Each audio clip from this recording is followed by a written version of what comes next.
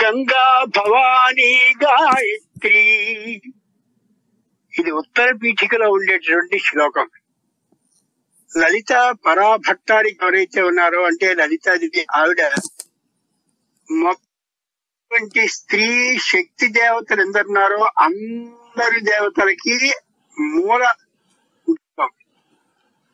ఆమె ఉంటుందో అది లలితా సహస్రనామంలో ఆమె తన రూపాన్ని తను చెప్పుకుంది. ఆ రూపాల్లో ఉండేటటువంటి ఆయుధాలని అటు ఇటు ఇటు అటు మారుస్తూ ఉంటే ఆ మార్చబడ్డ ఆయుధ విధానం ప్రకారం ఆవిడ పేరు మారుతూ ఉంటుంది.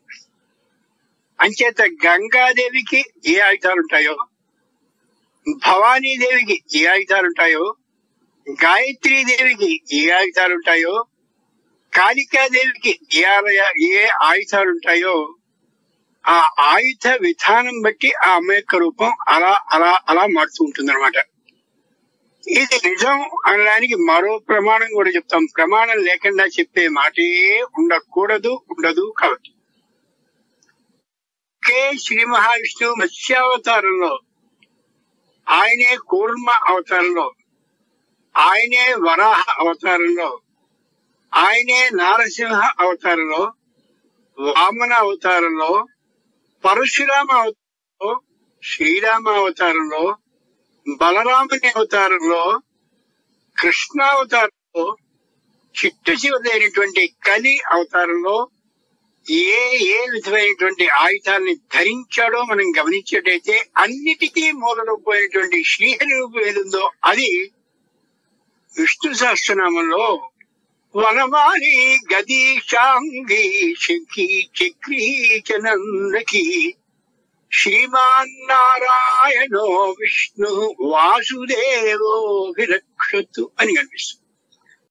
అంచేత కంచిలో అమ్మవారి రూపం ఒకలా ఉంటుంది, మధురలో ఉండే మీనాక్షిదేవి రూపం మరోలా ఉంటుంది, కాశీలో కనిపించే విశాలాక్షి రూపం మరో విధంగా ఉంటుంది. అలా 18 ఆ పీఠాలు అలాగే ఇప్పుడు అనుకున్న మధుర మీనాక్షి బట్టి పేర్లు నిర్ణయింపబడుతూ కనిపిస్తూ ఉంటాయి. మీరు అన్నటువంటి కంచికారి వెళ్ళకైతే స్వధన్య పాణిభ్యామభయవరదో దైవతగణ ఇలా శ్లోకం వెళ్ళిపోయి అమ్మా ఇంత దూరం నేను నీ దగ్గరకు వచ్చి విశేషాలన్నీ చెప్పుకుందా నా ఇంటివి అని ఆయన అనుకున్నట్లయితే నీ చేతిలో అభయ, నీ చేతిలో వరద హస్తాలు అని ఆదిశంకర్ల వారంతటి వారు ప్రశ్నించుకుని ఆయుధాలు ఎలా ఉన్నాయేమిటి అని అర్థమైందమ్మా. తవ హి చరణావేవ నిపుణవు. నీ కుడి పాదం ఏదైతే ఉందో అది అభయ పదం, నీ ఎడమ పాదం ఏదైతే ఉందో అది వరద పదం. కుడి పాదాన్ని సేవిస్తే ఆ భయం ఈ లోకంలో ఉంటుంది కాబట్టి భయం లేని ఆ లోకంలోని మోక్షాన్ని ఇస్తావు.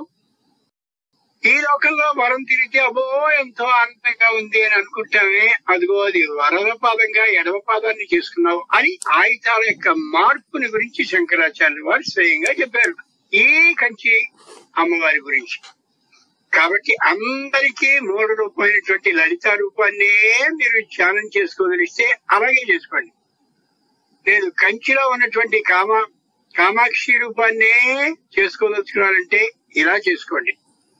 మధురలో ఉండే మీనాక్షిని చేయాలి అని అనుకున్నట్టయితే స్తుతి ఆ రూపాన్ని ధ్యానం చేయండి. అలా మీకు ఏ దేవత మీకు కావాలి అని ధ్యానంలోనికి వస్తాను అని అంటుందో, మీకు ఇష్టం అవుతుందో అలా ఆ రూపాలతో చేసుకోండి.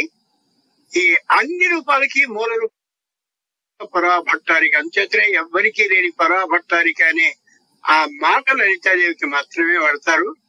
దాన్ని బట్టి మీకు ఏ దైవం అభీష్టంగా మీకు అనిపిస్తుందో ఆ ఆయుధాలతో ఆ రూపాన్ని చాలించుకోండి.